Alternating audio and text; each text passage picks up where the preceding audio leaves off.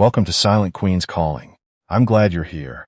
Now let's get into the story. She was standing at the podium of her husband's firm anniversary dinner, reading aloud from the speech she had spent 3 weeks writing.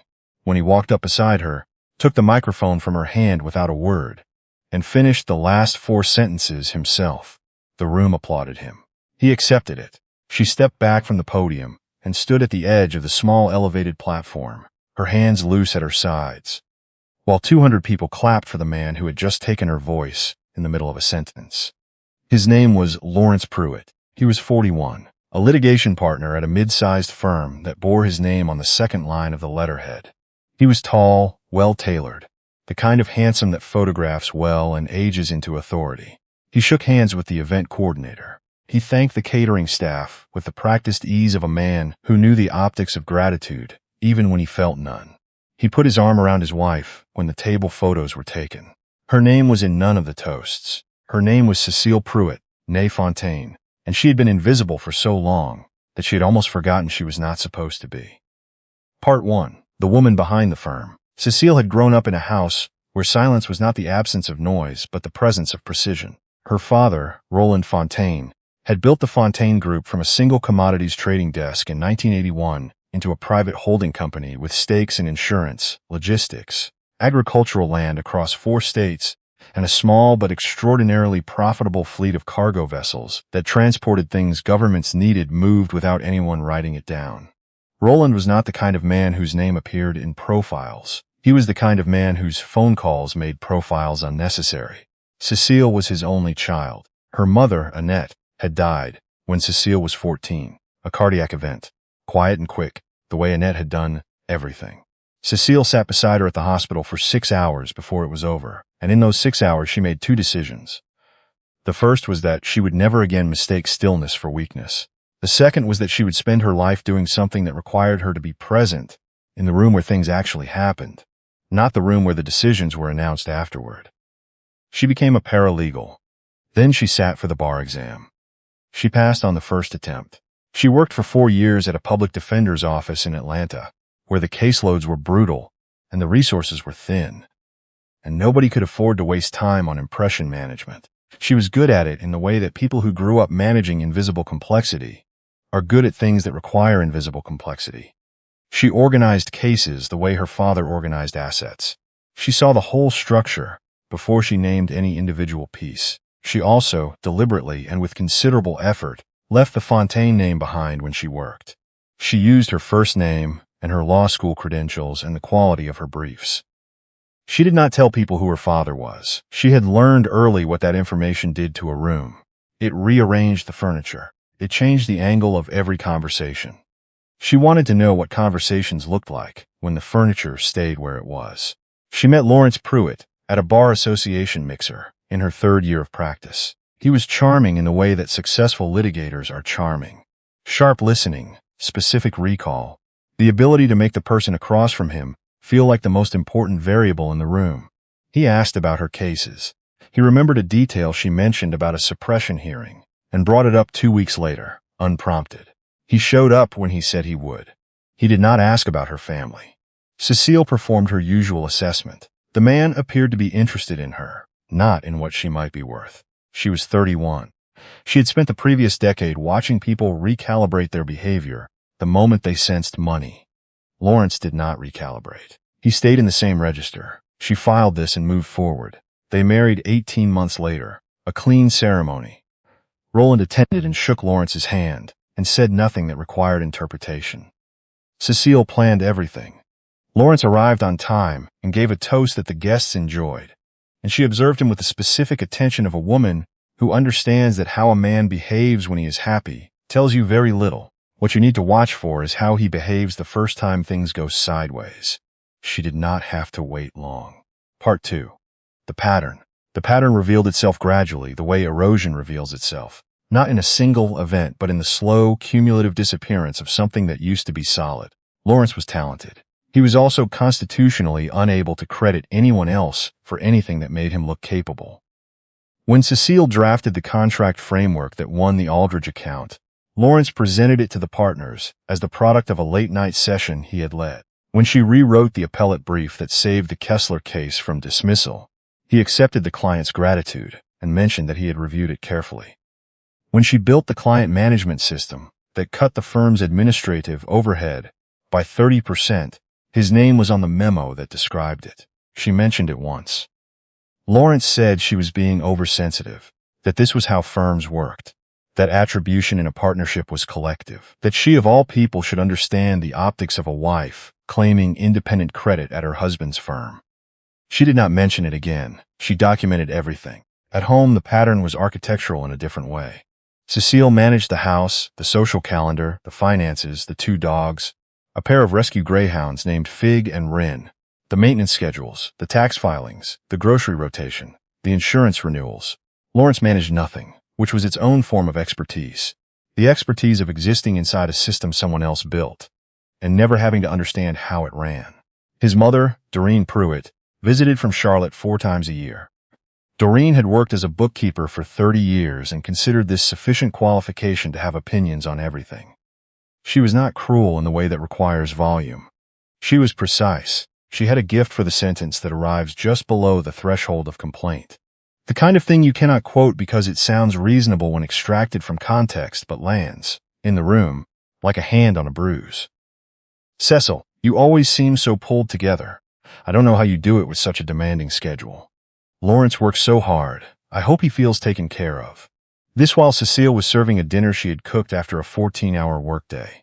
The implication was clear and deniable in equal measure. Cecile absorbed it. She offered more wine. She kept the ledger. Lawrence's sister, Nina, had inherited her mother's gift for the weaponized observation. "Cecil is honestly incredible," Nina would announce at holidays, with the tone of someone describing an appliance. "The way she keeps this household running is really something. I think Lawrence would just fall apart without her." The compliment positioned Cecile as infrastructure, useful, invisible, replaceable if a newer model became available. Nina said this once while Cecile was standing in her own kitchen, in her own house, wearing an apron she had bought herself, holding a serving spoon. She added it to the ledger. Part 3, the partnership offer. In Cecile's 7th year of marriage, a firm in New York reached out to her directly. Holcroft and Meridian, 40 attorneys, specializing in commercial and regulatory law. Known in the circles that mattered as the firm that handled the kind of work that other firms did not have the structural capacity for. They had seen 3 of her briefs circulating through professional channels without her name on them, because Lawrence had submitted them under the firm's general letterhead. A colleague had corrected this error, quietly, in a conversation Cecile was not present for, but was later told about. Holcroft and Meridian wanted Cecile Fontaine for their litigation practice. They offered a partnership track. They offered her name on the door in 3 years, if the work held at its current standard, which they had reason to believe it would. Cecile read the letter twice in her car in the parking structure adjacent to Lawrence's building. She sat with it for 19 minutes. Then she went upstairs and told Lawrence over dinner. His first response was a pause that lasted several seconds longer than a thoughtful pause should last. His second was a discussion of logistics. His third, which arrived 2 days later after the initial shock had processed into territory he found more comfortable, was a campaign. He did not forbid her. He was too intelligent for that. He reframed the offer as an impracticality. The timing was wrong. The move to New York was disruptive. It would affect his partnership trajectory at a critical period. He needed her here, at the firm, building what they had built together as a team. He used the word team 7 times across 4 separate conversations. He also used the phrase, "Your work here is the foundation of something real," which she found interesting because he had never used the word foundation in connection with her work before. She told Holcroft and Meridian she needed 3 more weeks. Part 4. The discovery. The discovery did not arrive dramatically. It arrived in the form of a calendar invitation. Cecile was scheduling a deposition for a client and needed to check Lawrence's calendar for a conflict. The calendar was shared, a system she had implemented 18 months into the marriage for logistical efficiency. She opened it. She found a block of time marked private. Lunch, stamped twice a month on Tuesdays for the past 8 months. No location. No contact name. She cross-referenced the firm's billing records, which she had access to as the person who managed the firm's administrative systems. The Tuesday lunches did not correspond to any client. She checked his expense reports. The lunches were not submitted for reimbursement, which meant he was paying for them personally, which was unusual for Lawrence, who submitted everything. She did not confront him. She began to observe. 4 Tuesdays in a row, she arranged to be parked on the street outside a restaurant in the Midtown corridor, where Lawrence had once mentioned, offhandedly, that he liked the wine list. On the 3rd Tuesday, she watched him arrive at 12:15 with a woman she recognized from LinkedIn. Stacy Drummond, a marketing consultant, 34, recently divorced, the kind of professionally polished that reads as available when positioned next to a married man trying to feel interesting again.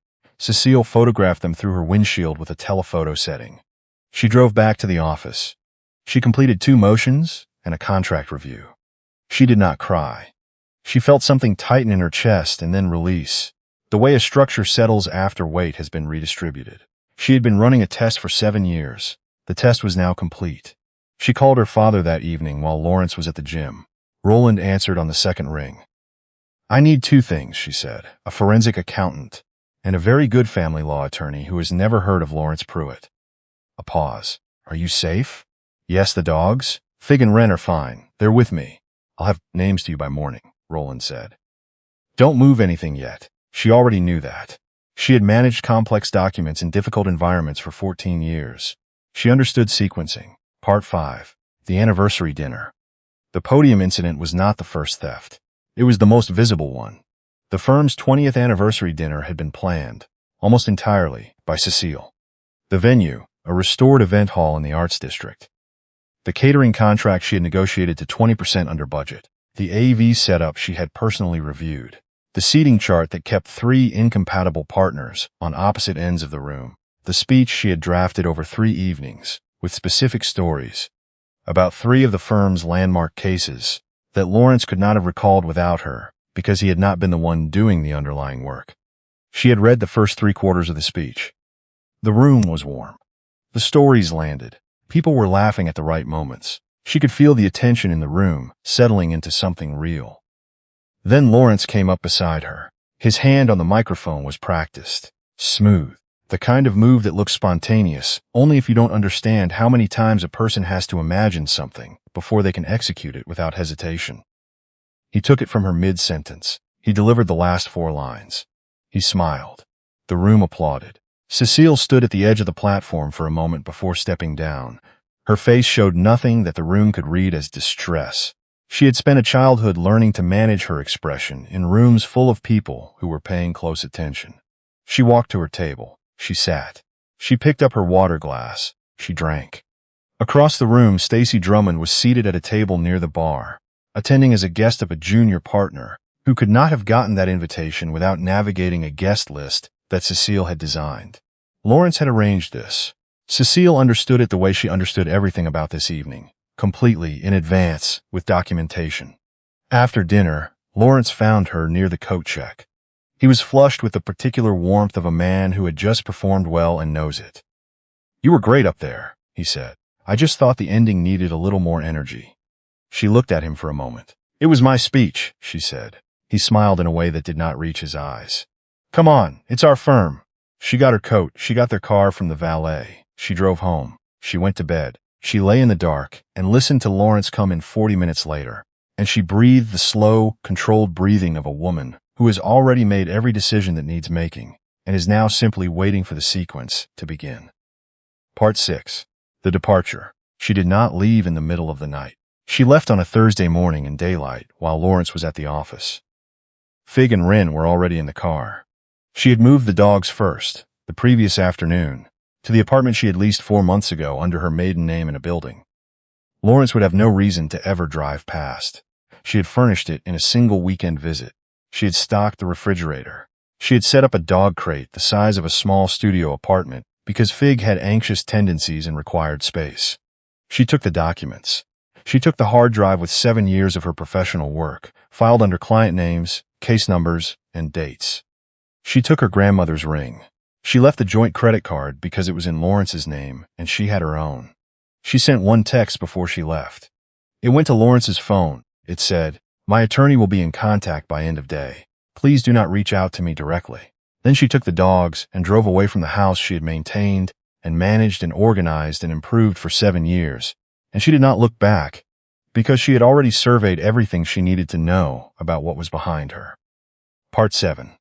The structure begins to shift. By the following Monday, three things were in motion. Her family law attorney, Priya, no last name necessary in this telling, only that she had a reputation for specificity and a particular skill for financial forensics in marital estates, had filed a legal separation notice and an injunction against the transfer of any jointly held marital assets. The firm's administrative account, which Cecile had managed, was flagged.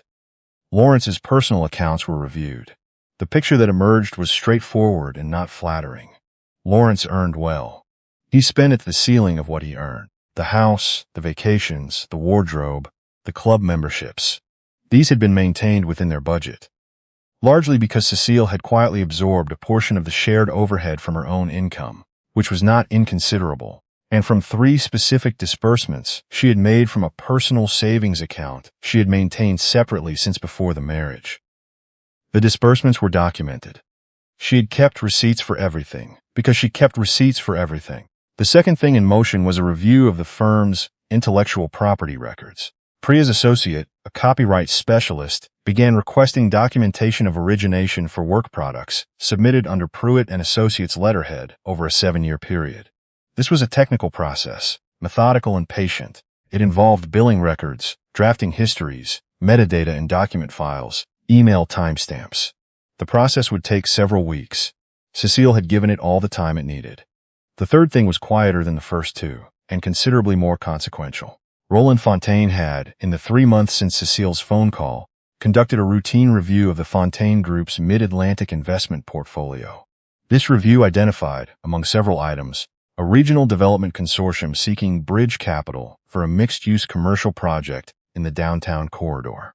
The consortium included 2 of Lawrence's firm partners as minority stakeholders. The bridge capital they were seeking was being arranged through a private credit vehicle administered by an investment manager whose largest institutional mandate was held by a subsidiary of the Fontaine Group. Roland had not arranged this. It had simply always been true.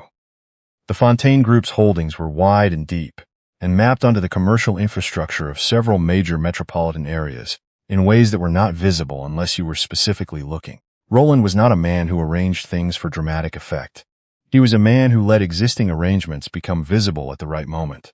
He mentioned this to Cecile on a Sunday afternoon. She said, "Don't touch it," he said. "Of course not." Neither of them touched it. They did not need to. Part 8. The Unraveling. Lawrence called 3 times the day she left. Then he called through his attorney, which is what she had asked him to do, which meant he had ignored the first request before complying with it. This was consistent. The house without Cecile was a system without an operator. Lawrence discovered this progressively, the way people discover they've been depending on gravity. Not all at once, but in the specific moments it stops working. Week 1. He could not find the insurance cards. He needed them for a claim related to a pipe that had been slowly failing in the guest bathroom for 2 months.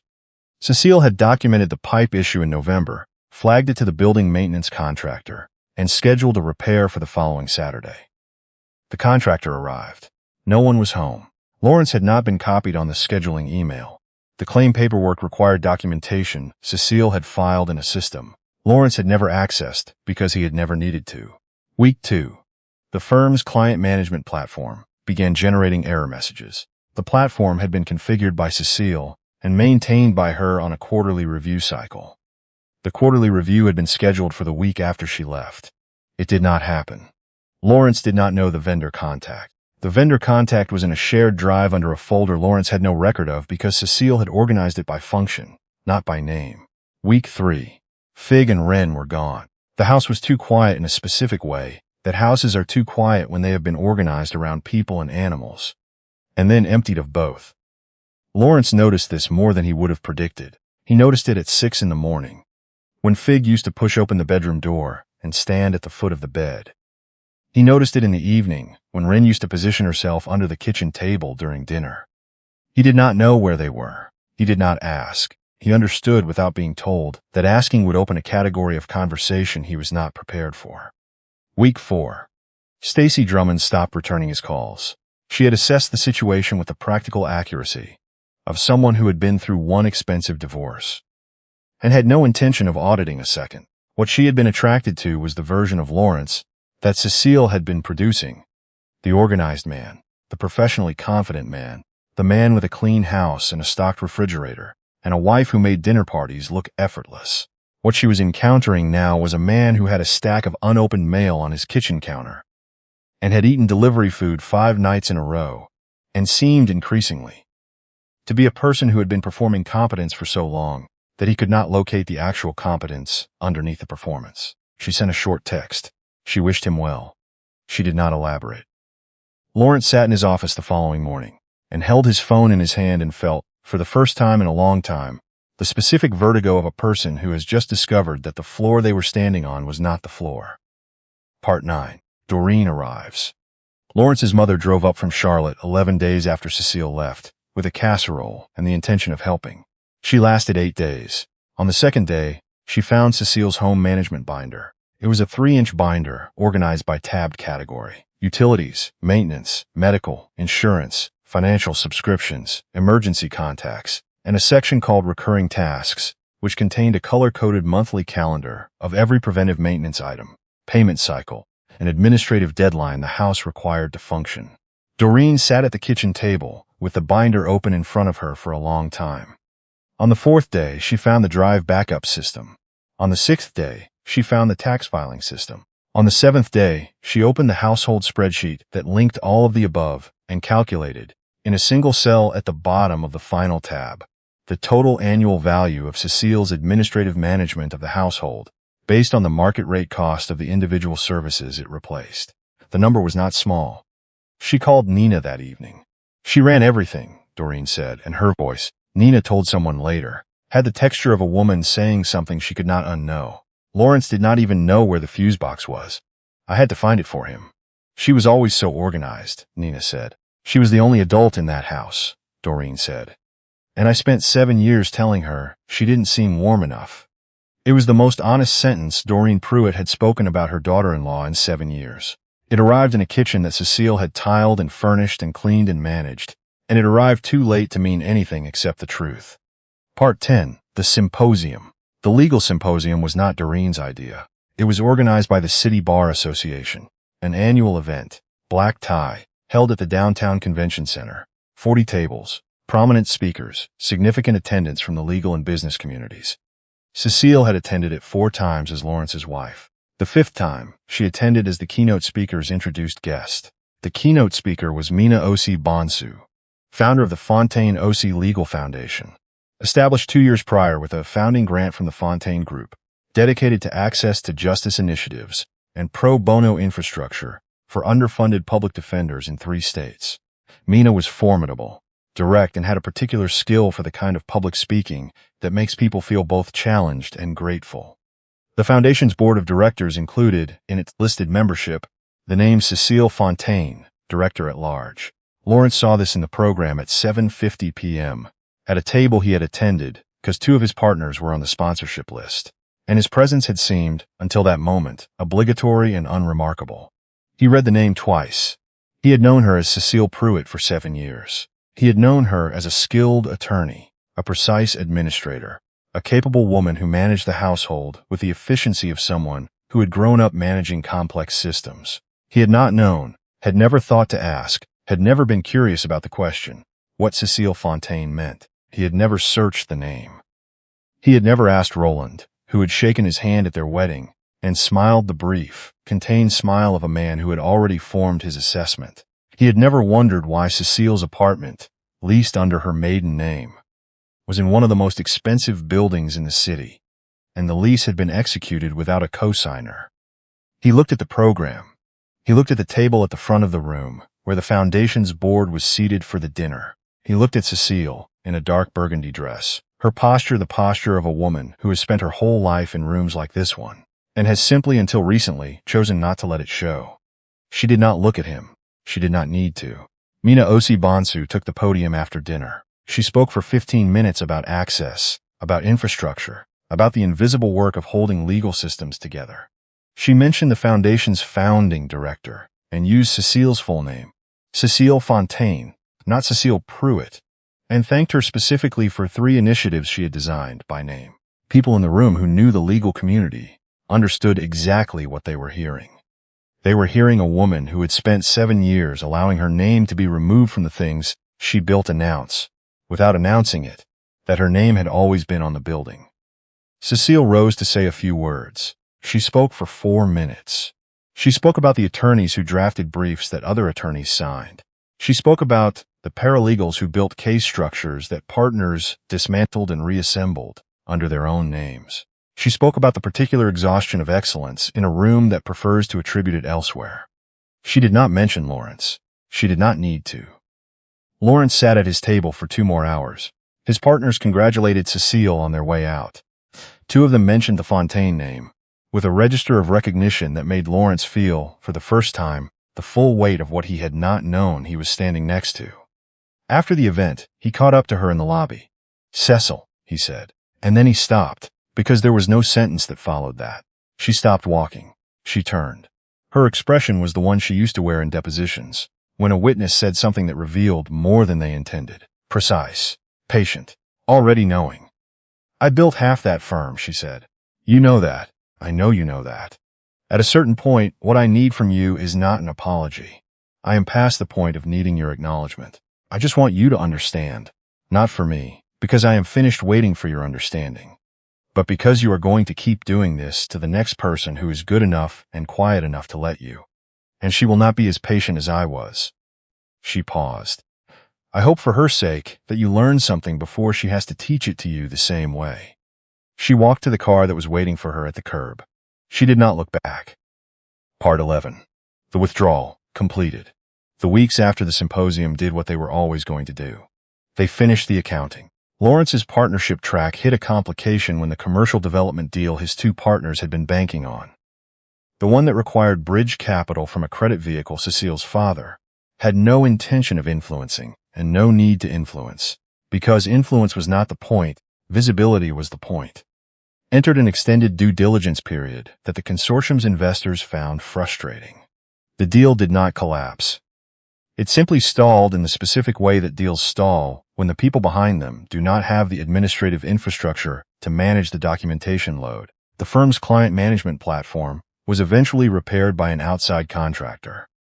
The contractor's invoice came to $11,000. The partner meeting that reviewed the invoice also reviewed, for the first time, how much of the firm's operational efficiency had been maintained by Cecile's work and what the cost of replacing that work actually was. The meeting lasted 2 hours. Lawrence was present for all of it. Doreen called Cecile's attorney's office. She asked to pass a message. The attorney's assistant relayed it. Doreen wanted Cecile to know that she regretted the way she had spoken to her and about her over the years. The message was 6 sentences long. It contained the word sorry twice and the word family 4 times and not a single specific incident. Cecile's attorney replied that the message had been received. Cecile did not respond to it directly. She was busy. The Foundation's 3rd initiative had just received federal recognition, and the paperwork involved was significant and satisfying and entirely her own. Nina sent a text 3 weeks later, asking if Cecile knew anyone at the Fontaine Group who might be interested in a grant for a community design project Nina was beginning. Cecile read the text. She set her phone down. She picked it up again 5 minutes later and typed, "Applications are open on the Foundation website. Best of luck." She sent it. She put the phone away. Fig climbed onto the couch beside her and put her long, thin head in Cecile's lap. Rin positioned herself across Cecile's feet. The apartment was warm. The city was visible through the large west-facing windows, catching the late light. Lawrence's attorney forwarded a message 2 months after the symposium. Lawrence wanted to know if there was any path to reconciliation. Cecile was in the kitchen when she heard this. She was making coffee, the specific slow method she had given up during the years when mornings were organized around Lawrence's schedule. She had reclaimed it recently. The slow coffee, the quiet morning, the dog still asleep, the city not yet started. She thought about what to say for a moment. Then she told her attorney, "Tell him I forgave him a long time ago, and tell him that forgiveness and a second chance are not the same currency." She poured her coffee. She took it to the window. Part 12. The Compass. 8 months after the night of the anniversary dinner, on a Sunday morning in October, when the light came in at the angle that makes everything look like the right answer, Cecile sat on the balcony of her apartment with a cup of the slow coffee, and Fig asleep across her legs, and Rin curled under the chair, and her father seated across from her, with with a newspaper he had not yet opened. Roland Fontaine had aged into the kind of stillness that comes from spending a long time building things and a longer time watching what they outlast.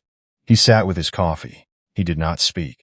He had always understood that the most useful thing he could do for his daughter in certain moments was simply to be present without requiring anything from her. Cecile looked at the city below them. She thought about the 7 years, not with bitterness.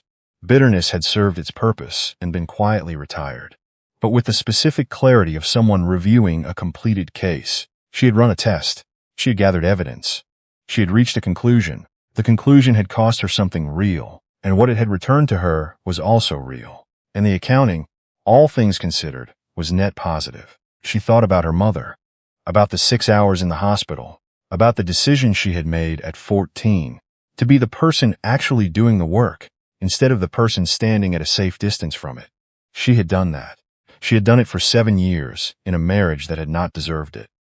And she had done it before that in a public defender's office, and she would go on doing it in the foundation. In the firm she would eventually build under her own name, which she was already beginning to design. She thought about the podium, the hand on the microphone, the last 4 sentences. She had thought in the immediate aftermath that this was the cruelest thing he had done to her. She had revised this view since then. The cruelest thing was not the theft of the speech. The cruelest thing was the assumption that she would stand at the edge of the platform and be grateful to still be in the room. She was never just in the room. She had built it. She had built every room she had ever been asked to stand quietly in, and she had built them well. And the proof of this was visible now, in the specific way that things become visible when the person who built them removes herself from the equation, and the equation stops resolving. Roland turned a page of his newspaper without reading it.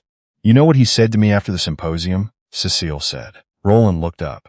"Nothing," she said. "He said my name, and then he stopped." Because there was nothing after that. Roland considered this. He set the newspaper down. He looked at his daughter in the morning light. Her posture easy, her expression the particular quiet of someone who has completed something difficult, and is now simply at rest with the completion. "Mother used to say," Roland said, "that the most dangerous woman in a room is the one who already knows what everyone else is about to figure out." Cecile looked at him. "She was thinking of you," he said. "Before you were old enough to know it was a compliment." Fig stirred. Rin made the small sound that meant she was almost awake. The city continued below them, indifferent and bright. Cecile picked up her coffee. She had hidden her credentials and her name, and the full weight of what she came from. Not to find a man who loved her for her money, but to find a man who was interested enough to want to know her. What she had found was a man who had never once in 7 years asked her what she was thinking about when she went quiet. The test had been simple. The failure had been complete. But she was not the one who had failed it. She set the cup down. She looked at the light on the buildings.